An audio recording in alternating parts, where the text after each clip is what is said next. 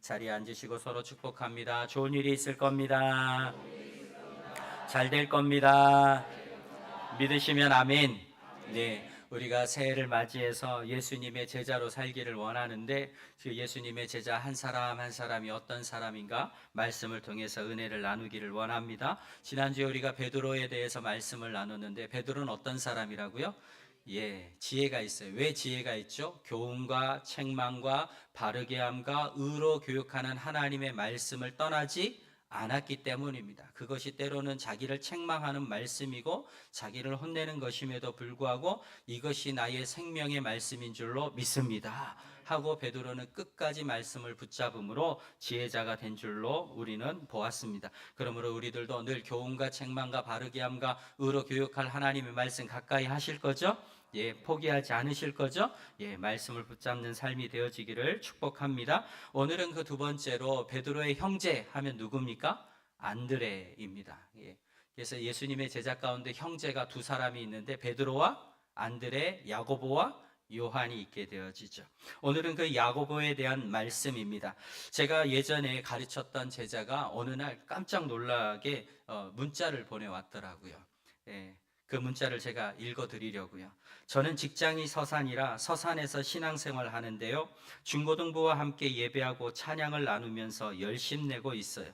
중고등부 아이들과 이야기 나누다 보면 예전에 최성인 전도사님이 양들을 결코 포기하지 않으시던 모습이 생각나요. 안 나오는 애들 찾아다니시던 전도사님 생각이 많이 났어요. 전도사님이 전해주신 관심과 찬양의 열정이 제 마음에 전해져서 지금 찬양 리더를 하고 있어요. 저의 중고등부 시기는 많이 방탕했고 생각해보면 지금도 저와 같이 말 안 듣는 학생을 보면 더 마음이 가요. 그때 정말 말 안 듣고 목사님께 불순종하던 중고등부 시절 생각하면 항상 죄송했어요. 그리고 중고등부 때 목사님께 받은 감사함이 얼마나 큰지 항상 기억하고 그 사랑 전하려고 노력하고 있어요. 전도가 쉽지 않고 중고등부가 제 생각처럼 변화되지 않고 어려울 때 저의 중고등부 시절 생각해 보면서 예전에 목사님을 통해 저를 붙잡으신 하나님께서 이 아이들을 쓰실 줄로 믿고 기도하며 기대하면서 열심을 냅니다. 지금 아이들이 엇나가면 엇나갈수록 더욱 하나님께 매달리게 돼요. 제가 할 수 없는 것도 알고 하나님의 시간은 언제나 정확하고 위대한 걸 아니까요. 정말 감사합니다. 눈물로 씨를 뿌리는 마음을 알게 해 주셨어요. 진정으로 감사합니다. 목사님, 새벽 기도 가서 기도하면서 오늘은 목사님께 연락하고 싶은 마음이 들어 연락드렸어요. 하고는 아침에 이렇게 문자가 온 거예요. 여러분, 제가 문자 받고 그날 하루가 어땠을까요? 이렇게 행복할 수가 없는 거예요. 그렇게 중고등부 시절에 속색이고 교회 안 나오고 쫓아가서 그러면 안 된다 그랬더니 글쎄 그 아이가 자라가지고 중고등부 교사하면서 교회에서 앞에서 찬양 리더하면서 새벽 기도하다가 제가 생각이 나서 문자를 보냈다고 하니 이 얼마나 감사합니까? 그러니까 우리 다음 세대 위해서 기도 많이 해주세요. 지금은 속썩이고 그래도요, 어느 순간 지나보고 나면 그 아이들이 믿음의 사람으로 우뚝 서 있는 걸 보게 되어질 거예요. 그것이 우리에게 감사하고 은혜가 되어지는 거지요. 여러분, 이처럼 전도의 열매가 행복한 거예요. 내가 수고하고 애썼는데 그 영혼이 잃어버려지지 아니하고 결국에는 믿음의 길로 걸어가는 것을 보게 되어지면 얼마나 행복한지 모릅니다. 여러분, 성경에서 예수님의 제자들 가운데 제일 먼저 전도한 사람이 누구예요? 최초의 전도자 누구예요? 안드레예요. 안드레가 첫 전도자예요. 그래서 예수님의 첫 번째 제자가 누구예요? 베드로인 줄 아셨어요? 안드레예요. 안드레가요, 제일 처음 예수님을 따라다닌 제자였고요, 제일 처음에 예수님을 따라다니면서 자기 형제 베드로를 전도한 최초의 전도자예요. 그러니까 1번을 누구한테 붙여야 되는 거예요? 안드레한테 붙여야 되는 겁니다. 1번이라고 붙여야 될 그 안드레, 오늘 40절에 보면 이렇게 되어 있죠. 요한의 말을 듣고 예수를 따르는 두 사람 중에 하나는 시몬 베드로의 형제 안드레라. 예. 그래서 처음에 안드레는 누구의 말을 듣고 따랐다고요? 요한. 예. 이 요한은 사도 요한과 구별하기 위해서 세례를 준 사람이라고 해서 세례 요한이라고 우린 부르지요. 안드레는 일찍이 세례 요한을 따라다닌 요한의 제자였습니다. 그래서 35절부터 보면 또 이튿날 요한이 자기 제자 중 두 사람과 함께 섰다가 예수께서 거니심을 보고 말하되 보라 하나님의 어린 양이로다. 두 제자가 그의 말을 듣고 예수를 따르거늘. 그러니까 예수님의 세례 요한의 제자였다가 보라 세상 죄를 지고 가는 하나님의 어린 양이다라는 말씀을 듣자마자 바로 예수님을 따르는 예수님의 제자가 되었다는 겁니다. 그 두 사람 중에 한 사람이 누구고요? 안드레라고 성경은 기록하고 있는 거죠. 그러면 이 안드레는 어떤 사람이냐면 제일 먼저는 세례 요한에게 배운 사람이구나라는 것을 우리는 알게 되어져요. 여러분, 세례 요한은 어떤 사람입니까? 세례를 베푼 사람입니다. 세례를 베풀어서 세례 요한이라고 부르는 거죠. 생각을 해보십시오. 여러분, 성경을 좀 읽으셨다면 구약 성경에 세례가 나옵니까? 안 나옵니까? 구약 성경에는 세례가 나오지 않습니다. 물론 출애굽기 30장에 보면 제사장들이 제사를 드리기 전에 자기 몸을 씻는 정결례가 나오긴 합니다만 그것은 누구에게만 국한됐어요? 제사장들에게만 국한된 내용이었습니다. 그런데 세례 요한이 갑자기 어느 날 나타나더니 사람들에게 물로 세례를 주는 거예요. 그리고 사람들은 신기하게도 그것을 받으려고 몰려들기 시작하는 겁니다. 제사장들과 레위인들은 이것을 이해할 수가 없어요. 도대체 저 사람은 뭐고 저 사람이 베푼다고 하는 저 세례는 도대체 무슨 의미인가? 이해할 수가 없어서 세례 요한에게 와서 묻는 거예요. 당신은 그리스도입니까?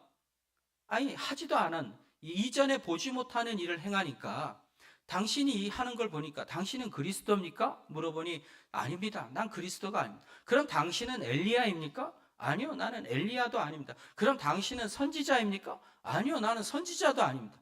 그러면 그리스도도 아니요, 엘리야도 아니요, 선지자도 아닌 당신이 왜 이런 회개한 일을, 전혀 보지도 못한 이런 일을 행하느냐라고 그렇게 얘기를 하니 뭐라고 말하는 거예요? 나는 주의 길을 곧게 하라고 광야에서 외치는 자의 소리입니다. 내 뒤에 오실 이를 위해서 먼저 뭐 하는 사람이요? 길을 닦는 사람이라는 거예요. 그들에게는 요한의 행위는 낯선 것이었습니다. 할례는 알았어요. 할례를 받음으로 아브라함의 자손이 되어지는 거지요. 그런데 이 세례는 뭔가? 물로 씻는 건 무슨 의미인가? 요한복음 1장 33절에 세례 요한은 이렇게 말합니다. 나도 그를 알지 못하였으나 나를 보내어 물로 세례를 베풀라 하신 그이가. 그러니까 세례 요한은 그냥 하는 게 아니라 이걸 누가 명령한 거예요? 하나님이. 너는 가서 뭘로? 물로 세례를 베풀어라 라고 하나님이 명령하셨다는 거예요.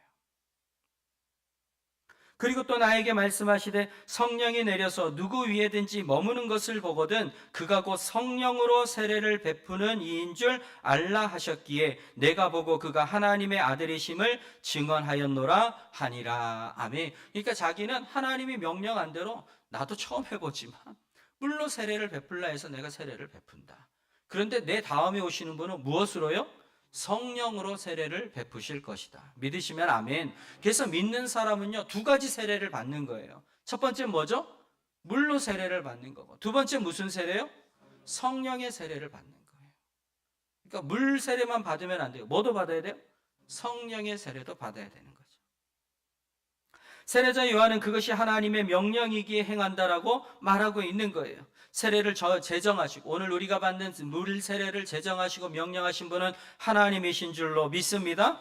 그래서 그 세례 받음의 의미가 무엇인가? 누가복음 3장 3절에 요한이 요단강 부근 각처에 와서 죄 사함을 받게 하는 회개의 세례를 전파하니. 그러니까 이 물로 세례를 받는 게 무슨 행위입니까? 죄 사함을 받는 거라는 거예요. 아니, 물로 세례만 받아도 죄 사함을 받는다는 거예요. 여러분, 구약 성경에서 사람이 죄를 지으면 어떻게 해야 죄 사함을 받습니까? 속죄제, 제물을 드려야 됩니다. 속죄제 제물은요, 신분에 따라 나뉘어집니다. 제사장이나 민족의 지도자 같은 사람이 죄를 지으면 뭐 바쳐야 돼요? 그런 사람도, 그러니까 우리나라 지금 고속도로 이 과태료가 문제가 심각하다는 거 아니에요.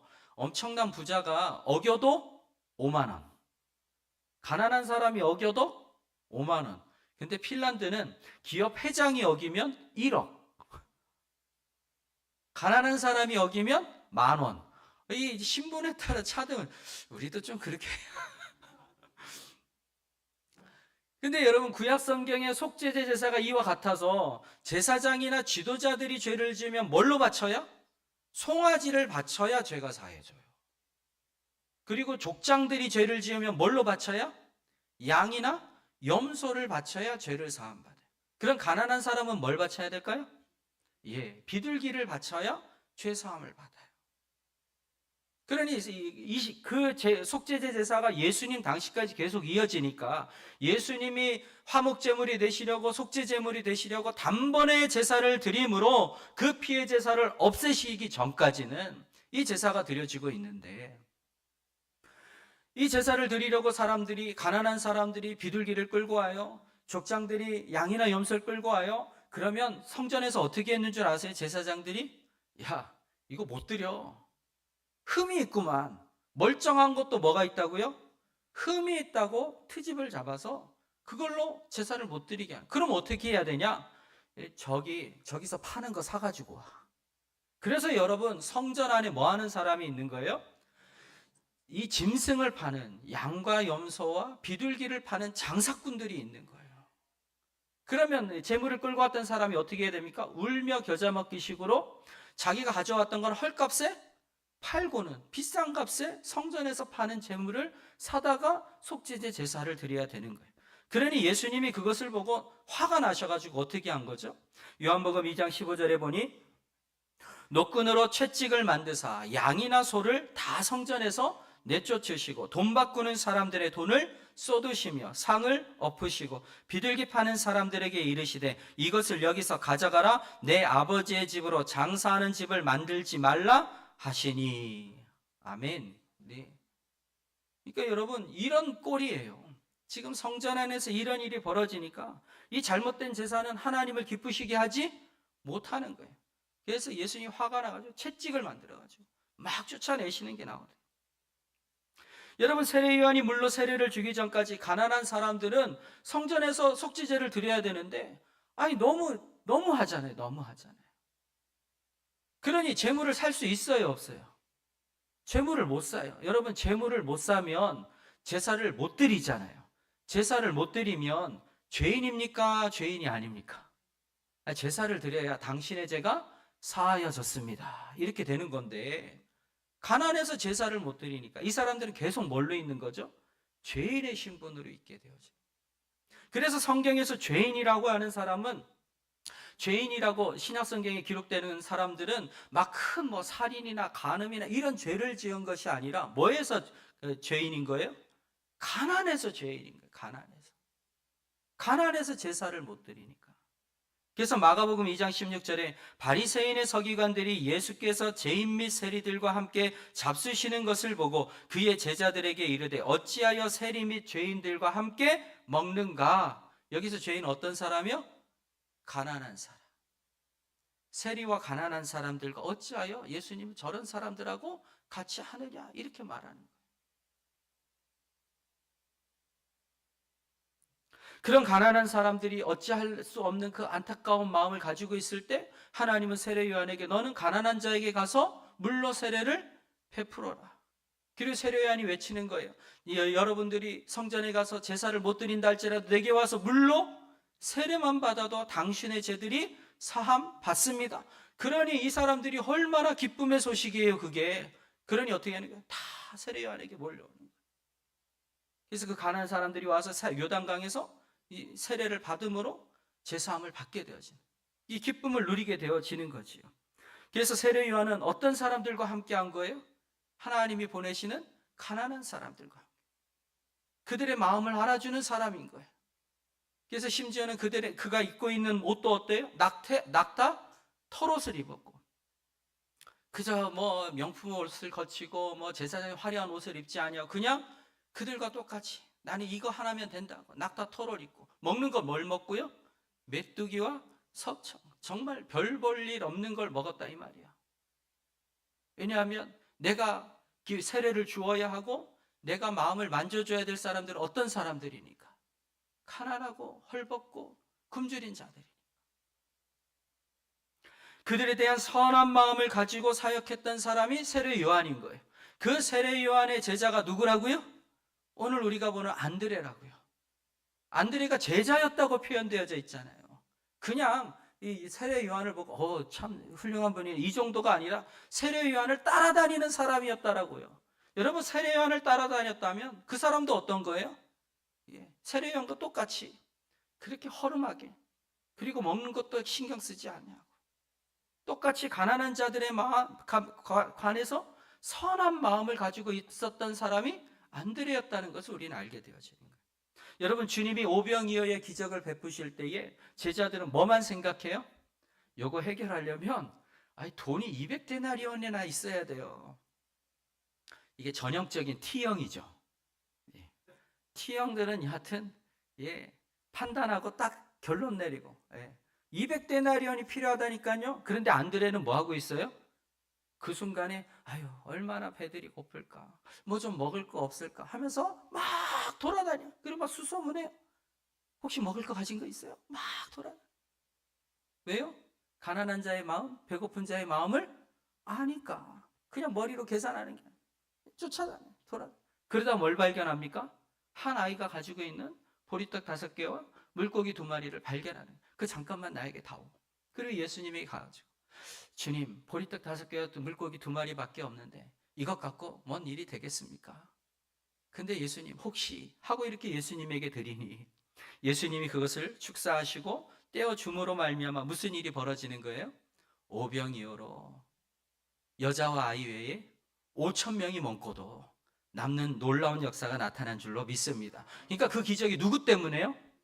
안드레 때문에. 안드레는 F형이라니까요. 요한복음 6장 8절에 제자 중 하나 곧 시몬 베드로의 형제 안드레가 예수께 여짜오되 여기 한 아이가 있어 보리떡 5개와 물고기 2마리를 가지고 있나이다. 그러나 그것이 이 많은 사람에게 얼마나 되겠사옵나이까. 여러분, 안드레의 선한 마음으로 말미암아 오병이어의 기적이 일어나는 거예요. 오늘 우리에게도 안드레와 같은 선한 마음이 있게 되어지기를 축원합니다. 우리의 마음이 높은 사람이 아니라 하나님, 내 주변에 연약하고 가난하고 안타까운 마음으로 살아가는 자들에게 있게 하여 주옵소서라고 말이에요. 그 마음으로 우리가 섬기고 도우면 오병이어의 기적 같은 일이 나타날 줄로 믿습니다. 또한 안드레는 가난하고 어려운 사람들을 도와주는 선한 마음과 함께 모든 사람들이 누구를 만났으면 좋겠다, 주님을 만났으면 좋겠다라고 하는 마음을 가지고 있었던 거죠. 그가 아는 거예요. 해보니까 가장 최고의 도움은 돈을 주는 것도 아니고 먹을 것을 주는 것도 아니고 그리스도이신 예수님을 만나게 해주는 게 최고구나. 이게 제일 좋은 거구나. 그걸 알았어요. 우리 41절 42절 다시 한번 읽을까요? 시작. 그가 먼저 자기의 형제 시몬을 찾아 말하되 우리가 메시아를 만났다 하고, 메시아는 번역하면 그리스도라, 데리고 예수께로 오니 예수께서 보시고 이르시되 내가 요한의 아들 시몬이니 장차 게바라 하리라 하시니라. 게바는 번역하면 베드로라. 안드레는 제일 먼저 형제인 베드로를 생각했습니다. 그래서 그에게 그리스도이신 예수님에 대해 말해주고 싶어서 주님에게 데리고 온 거예요. 데리고 온 것으로 끝나지 않고 그는 계속 뭐 했겠어요? 계속 기도하지 않았겠어요? 하나님, 우리 형 베드로가 꼭 예수님의 제자가 되게 해 주십시오 하면서 간절히 기도했어요. 그런데 그렇게 어렵게 만나게 했는데 형제인 베드로가 예수님을 보고도 반응이 좋아요, 안 좋아요? 시큰둥해요. 좀 교회를 이렇게 탁 데리고 오면 교회 너무 좋다, 나 다음 주부터 빠지지 않고 열심히 다닐 거야, 이러면 좋은데 어떻게 다음 주도 오겠어요? 이러면 몰라, 상황 봐서 이러는 거죠. 베드로가 그러는 거예요. 그러니 그것을 보면서 안드레가 얼마나 안타깝겠어요. 그냥 처음부터 딱 되면 참 좋은데 처음에 안 되더란 말이에요. 그런데도 안드레는 포기해요, 안 해요? 포기 안 하잖아요. 우리가 몇 주 전에 회개에 대한 말씀 나눌 때 기억나시죠? 예. 예수님이 베드로를 몇 번 찾아오셨다고요? 몇 번이요? 이렇게 안드레가 데리고 와서 한 번, 그 다음에 두 번째는 장모의 열병이 걸렸을 때 그 집에 들어가서 장모의 열병을 고쳐주는 것으로 2번. 그런데도 믿어요, 안 믿어요? 아니, 고쳐줬는데도 안 믿는다니까요. 기적을 보고도 안 믿는 사람이 있다니까요. 그래서 제가 학생 때 저에게 신앙을 가르쳐 주셨던 신우의 교사 선생님이 이 동료 선생님들을 전도하는데 막 안타까워하시면서 하는 이야기가, 데리고 가서 기적이 일어나는 걸 봤는데도 안 믿는다고 막 하소연하시. 근데 그런 거예요. 여러분, 악한 영이 얼마나 꽉 붙들고 있는지, 한 영혼을 그 악한 영에게서 건져내는 게 여간 어려운 일이 아니에요. 쉽게 되는 일이 아니에요. 우린 계속 기도해야 될 줄로 믿습니다. 네. 그러게 이 장모의 열병을 고쳤는데도 믿지를 않아요. 그런데 대신에 이제 안드레에게 누가 생겼다고요? 기도의 동지가 생겼죠. 장모가 같이, 베드로의 장모가 같이 막 간절히 기도하지 않겠어요? 그렇게 기도하니까 세 번째 예수님이 베드로를 찾아오셔가지고, 야, 깊은 곳에 가서 그물을 내려라. 그러니까 그게 깊은 곳에 그물을 내렸더니 밤새 그물을 내려도 잡지 못했던 물고기가 그물이 찢어지도록 잡히는 놀라운 일을 경험. 그리고는 계약을 맺었다 안 맺었다? 내가 다 해줄 테니까 하루에 한 번만 포인트 찝어달라고 계약서 쓴 게 아니라니까요. 예, 자신이 완강히 주님을 거부하는 죄인이었다는 사실을 깨닫게 돼요. 주님 앞에 무릎을 꿇고 주여 나는 죄인이로소이다, 나를 떠나소서라고 말하게 되어집니다. 베드로가 자신이 죄인임을 고백하고 드디어 예수님을 따르는 제자가 되었습니다. 여러분, 베드로가 믿기까지 누구의 수고가 있었던 거예요? 안드레의 수고가 있었던 거예요. 안드레가 끊임없이 기도하면서 끊임없이 예수님에게 얘기했겠죠. 그러니까 배를 타도 누구의 배? 베드로의 배. 우리 형님 배 좀 타주세요. 예수님 제발 좀. 여러분들도 저한테 그러잖아요. 목사님 제발 좀 찾아가서 좀 기도 좀 해주시고. 여러분, 안드레는 예수님을 그리스도라고 전도하는 제자였습니다. 전도할 줄 아는 제자였단 말이에요. 한 장로님이 저희 간증을 해주시더군요. 친한 친구를 위해서 늘 기도했다는 거예요. 하나님, 내 친구도 예수님 믿게 해주십시오. 이제 인생이 얼마 안 남았는데 예수 믿어야 되지 않겠습니까? 하고 간절히 기도를 하는데, 어느 날 그 친구를 만났더니 그 친구가 하는 이야기가, 나 너 때문에 예수 믿는다 그러더라고요. 아니, 갑자기 나 때문에? 왜? 그랬더니 이제 몸이 아파서 병원에 입원해 있었대. 병원에 입원해 있는데 병원 전도팀이 이제 돌아다니면서 병원 전도팀을 만났는데, 그 병원 전도하시는 분이 자기에게 와가지고 제가 선생님 위해서 기도해 줄게요 하고 기도를 하고 나더니 하는 이야기가, 누군가 선생님을 위해서 기도를 많이 하시네요. 그러고 가더라는 거예요. 그러니까 그 사람이 가고 난 뒤에 누가 나를 위해서 기도하지? 이제 생각이 든다는 거예요. 나를 위해서 기도하는 사람이 있다고? 누굴까? 하니까 생각나는 사람이 누구밖에 없다. 예, 그 친구인 장로님밖에 없다. 아, 그 친구가 나를 위해서 기도하는구나. 그때 알았다는 거예요. 그래서 그 친구가 나를 위해서 기도하는데 내가 교회에 나가야겠다는 결심이 생겨서, 그래서 퇴원하자마자 교회에 다니게 되었다. 그리고는 이제 전 장로님을 만나갖고 나 너 때문에 교회 다닌다 이렇게 말하네. 할렐루야. 얼마나 감사해요.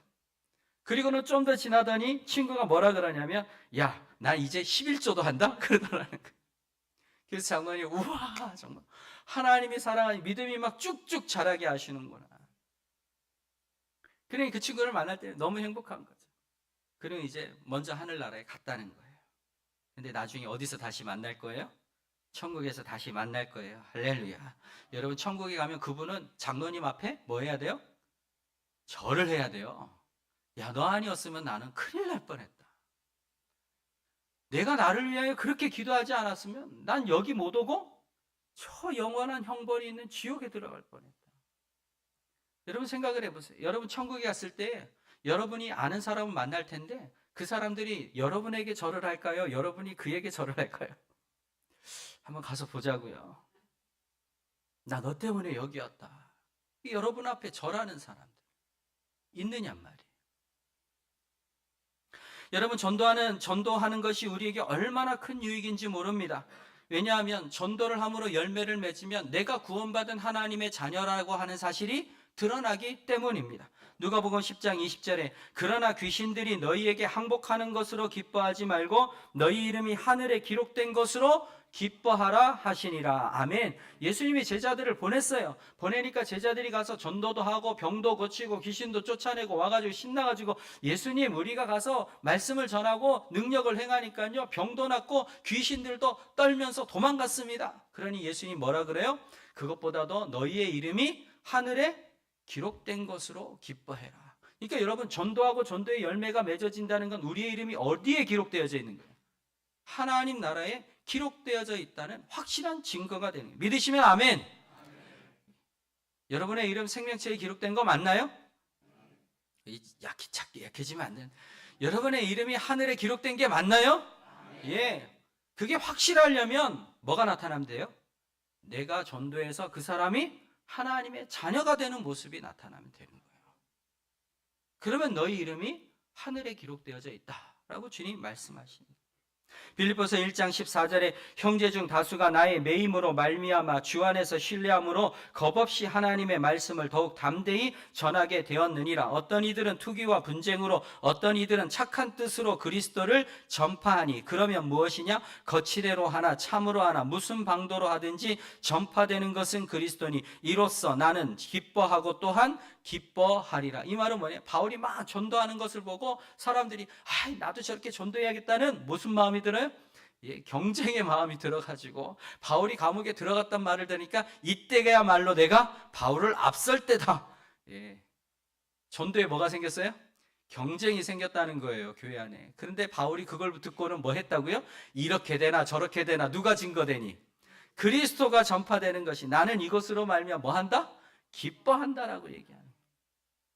여러분 우리가 기쁘게 전도를 하면요 또 옆에서 무슨 일이 일어나는 거예요? 나도 해야겠다 하는 이런 열정들이 일어나더라는 거예요. 그러니까 우리 교회도 전도단이 아주 열심히 하더라고요. 할렐루야. 우리 전도대 위해서 기도 많이 해주십시오. 예, 무슨 일이 벌어지냐면 전도대가 열심히 전도하고 그러면 막 그래 옆 교회에서 야 저기는 목요일마다 전도를 간다는데 우리는 이러고 있어서 되겠습니까? 그러면서 자기네들도 뭐라 그래요?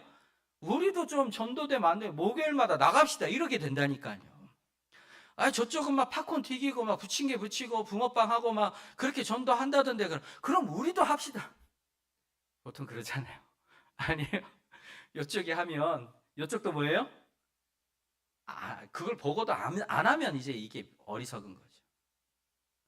옆에서 열심히 하니까 나도 우리도 하면서 막 따라가게 되어져. 그러니까 여러분 전도를 하면 또 뭐가 나타나요? 전도에 열심히 일어나게 되어져. 그러므로 말미암아 교회가 부흥하게 되어지는 거죠. 안드레로 말미암아서 제자가 된 베드로가요 더 큰 일을 한 거 아시죠? 안드레는 베드로 한 명 딱 전도해 놨더니 베드로는 몇 명을 전도했을까요? 사도행전 2장 40절에 또 여러 말로 확증하며 권하여 이르되 너희가 이 패역한 세대에서 구원을 받으라 하니 그 말을 받은 사람들은 세례를 받음에 이날의 신도의 수가 3,000이나 더하더라. 할렐루야. 그러니까 여러분이 한 명 전도해 놓으면 그 한 명이 나중에 3,000명 전도하는 사람이 될 수 있어요. 그거 다 누구 거예요? 여러분 거예요. 그러지 않겠어요? 안드레 없이는 베드로가 없잖아요. 베드로 없이는 그 3,000명이 구원받지 못하는 거잖아요. 얼마나 아름답습니까? 그래서 보스턴의 주일학교 교사였던 에드워드 킴볼이라고 하는 분이 있어요. 뭐 드러나 본 적이 있을까요? 킴볼이라는 사람이 있어요. 예, 지나가다가 구두방에서 구두 수선을 하는 한 소년을 만났어요.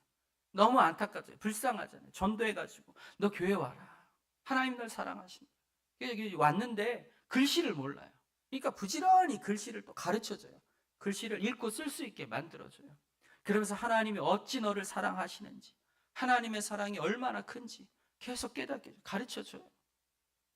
그래서 그 구두방에서 구두 수선하던 그 소년이 예수님을 믿는 사람이 되어졌어요. 나중에 이 소년이 자라나서 뭐가 됐을까요? 1억 명에게 복음을 전도한 드와이어트 무디 목사가 된 거예요. 예. 여러분이 하는 전도가 아무것도 아니라고 생각하지 마세요. 여러분이 전도한 그 한 명이 나중에 3,000명을 살리고 1억 명을 전도하는 사람이 될 수 있다니까요. 믿으시면 아멘. 그러니까 지금 우리가 한 영혼을 품고 전도하는 게 얼마나 중요해요. 그래서 VIP 카드 오늘 드렸으니까 쓸 거예요? 안 쓸 거예요? 또 이거 하래.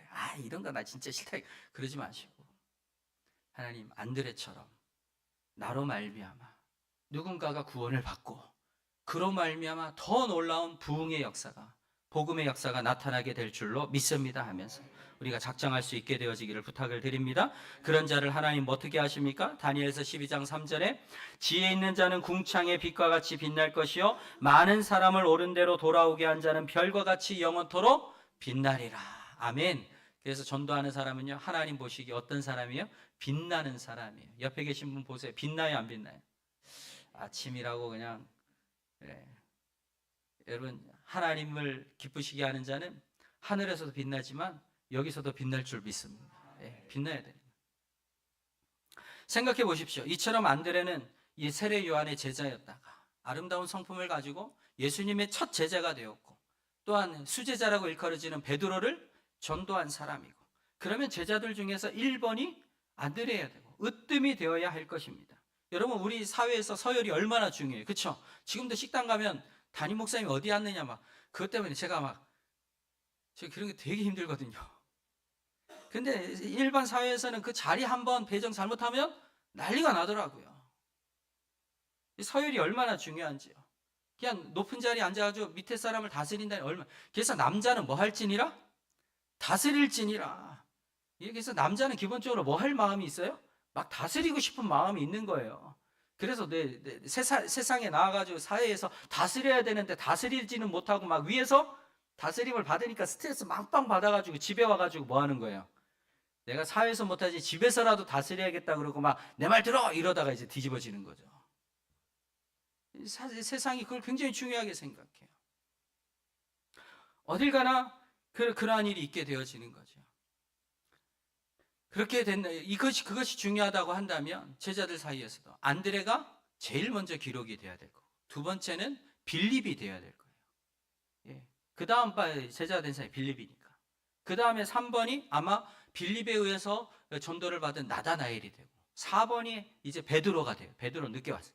베드로가 되고, 그 다음에 5번에 야고보, 이렇게 가야 될 것 같아요. 순번은. 근데 여러분, 성경은 제자들의 이름을 이렇게 기록해요. 마가복음 3장 16절에 이 12를 세우셨으니 시몬에게는 베드로란 이름을 더하셨고, 또 세베대 아들 야고보와 야고보의 형제 요한이니 이 둘에게는 보아너게 곧 우리의 아들이란 이름을 더하셨으며, 또 누구와? 안드레가 1번이 아니네요. 베드로가 제일 먼저 기록되고, 그 다음에 야고보 요한이 기록되고, 그 다음에 네 번째로 누가 나와요? 안드레가 나오는 거예요. 아니, 붙여서 아니면 베드로와 안드레라고 하든지, 그것도 아니고 베드로 다음에 야고보 요한 해놓고 그 다음에 안드레 나와요. 여러분 같으면 성질 나겠어요, 안 나겠어요? 여기서뿐만 아니라 나중에 예수님 십자가에 죽으시고 부활하시고 승천하시고 성령이 임함으로 말미암아서 하나님의 놀라운 성령의 역사가 그 마가다락방에서 기도하던 제자들의 이름을 기록하는데, 거기 이름에서도 안드레가 1번일까요, 아닐까요? 아니요, 저 뒤에 기록되어 있어요. 내가 1번이고 내가 제일 열심히 했다고 생각했는데 직분을 받지 못할 때, 투표를 했는데 내가 등수에서 밀렸을 때, 이전에 좋았던 거 다 사라지는 거예요. 은혜 받았던 거 다 사라지는 거예요. 여러분, 이것이 우리의 죄성이에요. 끝없이 높아지려고 다스리는 자가 되고 싶어하는 그 죄성이 우리 안에 꿈틀이고 있는 거예요. 그래서 바벨탑을 쌓았던 인간들처럼 자꾸 높아지고자 하는 마음이 우리에게 있는 거죠. 으뜸이 되고 싶어져요. 그래서 뭐가 일어나요? 시기와 다툼이 일어나요. 다툼이 일어나면 누가 좋아할까요? 사탄이 좋아합니다. 야고보서 3장 15절에 이러한 지혜는 위로부터 내려온 것이 아니요 땅 위의 것이요 정욕의 것이요 귀신의 것이니 시기와 다툼이 있는 곳에는 혼란과 모든 악한 일이 있음이라. 그래서 시기와 다툼이 일어나면 그건 누가 좋아하는 일이에요? 귀신의 것이니까. 그러니까 자기가 먼저라고 주장하기 시작하면 뭐나요? 싸움이 나는 거예요. 그러면 전도된 사람들이 좋아하겠냐고요. 한 청년이 저에게 와서 안타깝게 얘기를 해요. 목사님, 제가 제 친구를 힘들게 전도를 했거든요. 그래서 이제 그 친구가 교회를 나오고 있는데 안타깝게도 그 교회 안에 뭐가 생겼어요? 다툼이 생겨갖고 막 싸움이 일어난 거예요. 그러니 그렇게 힘겹게 전도했던 그 친구가 자기한테 뭐라 그러냐, 너 이 꼴 보여주려고 나 교회 데리고 왔냐 그러더라는 거야. 목사님 어떻게 해요? 제가 있었던 교회가 그랬다는 거 아니고, 예. 할 말이 없는 것 아니에요. 여러분, 뭐 누가 1등이고 2등인지 누가 정하시는 거예요? 우리가 정하는 건 아무 의미 없어요. 그건 누가 정하세요? 하나님이 정하세요. 마태복음 20장 23절에 보니까 이르시되 너희가 과연 내 잔을 마시려니와 내 좌우편에 앉는 것은 내가 주는 것이 아니라 내 아버지께서 누구를 위하여 예비하셨든지 그들이 얻을 것이니라. 아멘. 여러분, 진정한 등수는 누가 정하세요? 하나님이 정하세요. 아무 의미 없어요. 여러분, 교회에서 목사가 1번일 것 같잖아요. 근데 천국에 가서도 그럴까요? 전 가끔 그 얘기 들으면 진짜 그럴 것 같다는 생각이 들어요. 천국에 갔더니 성도들은 가만히 앉아서 대접받고 목사님들은 배달 다닌다고. 진짜 그렇게 될지도 모르겠다. 여러분, 안드레는 자기가 으뜸이 되는 게 중요하지 않아요. 다만 전도할 수 있음에 감사한 거예요. 주님만 바라보면서 주님이 원하시는 것이 무엇인지 살피는 사람이, 겸손의 사람인 거죠. 자기를 앞에 내세우지 않는 사람인 거죠. 그 겸손을 누구에게 배운 겁니까? 세례 요한에게 배웠어요. 제일 먼저는. 요한복음 3장 30절에 그는 흥하여야겠고 나는 쇠하여야 하리라. 세례 요한의 제자였습니다. 세례 요한에게 먼저 그 겸손을 배웠어요. 그 다음에 또 그 겸손을 누구에게 배웠어요? 예수님에게 배웠어요. 예수님이 우리를 위하여, 우리를 구원하시기 위해 이 땅에서 낮아지고 낮아지셔서 십자가를 지셨어요. 할렐루야. 빌립보서 2장 5절에 너희 안에 이 마음을 품으라 곧 그리스도 예수의 마음이니 그는 근본 하나님의 본체시나 하나님과 동등됨을 취할 것으로 여기지 아니하시고 오히려 자기를 비워 종의 형체를 가지사 사람들과 같이 되셨고 사람의 모양으로 나타나사 자기를 낮추시고 죽기까지 복종하셨으니 곧 십자가에 죽으심이라. 예수님의 십자가를 보면서 겸손을 배웠어요. 주님이 잔치에 청함을 받았습니다. 사람들이 서로 어디에 앉으려고 합니까? 높은 자리에 앉으려고 경쟁을 합니다. 그것을 보시고 주님은 제자들에게 말씀하셨습니다. 너희는 청함을 받았을 때 높은 자리에 앉지 말라고요. 마태복음 23장 12절에 누구든지 자기를 높이는 자는 낮아지게 되었죠. 누구든지 자기를 낮추는 자는 높아지리라. 그러니 안드레는 주님의 말씀을 따라 겸손한 사람이 된 거죠. 우리는 으뜸이 되고자 하는 욕심을 버려야 합니다. 높아지려고 하는 내 안의 욕망을 쳐서 복종시켜야 합니다. 그러한 마음은 하나님을 기쁘시게 하지 못하는 것을 알기 때문입니다. 세례 요한은 겸손해 보니 세례 요한은 겸손해 보니 되었습니다. 예수님이 겸손의 모양이 되셨습니다. 그것을 보고 안드레가 겸손의 사람이 되어진 겁니다. 저는 오늘도 이와 같은 일이 우리 안에 있는 줄로 믿습니다. 세례 요한처럼 겸손의 모습을 보이는 귀한 장로님, 권사님들이 계십니다. 제가 보고 너무 좋은, 너무 감사한 여러분의 그 모습을 보고 그대로 또 안드레와 같은 사람들이 일어나게 될 줄로 믿습니다. 야고보서 4장 6절에 그러나 더욱 큰 은혜를 주시나니 그러므로 일렀으되 하나님이 교만한 자를 물리치시고 겸손한 자에게 은혜를 주신다 하였느니라. 여러분, 겸손한 자에게 하나님이 더 큰 은혜를 주시겠다고 말씀하십니다. 기도하겠습니다.